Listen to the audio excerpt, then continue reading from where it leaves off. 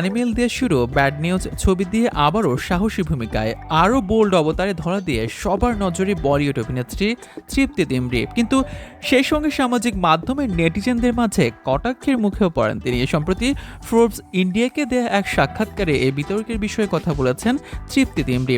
অভিনেত্রী জানিয়েছেন, যখন তার কোনো চরিত্র ভালো লাগে তখন তিনি সবসময় চেষ্টা করেন নিজের সেরাটা দিতে, আর তার কাজ যে সবার ভালো লাগবে এমন কোনো কথা নাই, আর সেটি নিয়ে তার কোনো আপত্তিও নেই।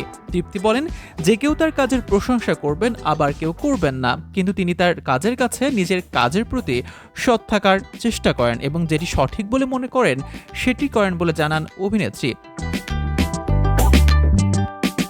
তৃপ্তি আরও বলেন, তিনি অ্যানিমেল ছবির জোয়ার চরিত্র করতে রাজি হয়েছেন কারণ তিনি এমন এক চরিত্র সে সময় করতে চেয়েছিলেন যেটি তিনি তার আগে কখনোই করেননি।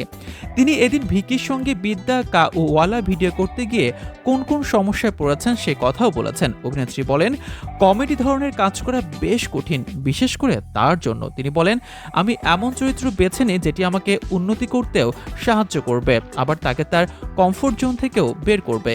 কিন্তু তৃপ্তি কি কিছু ক্ষেত্রে বেছে উত্তেজক চরিত্র করছেন?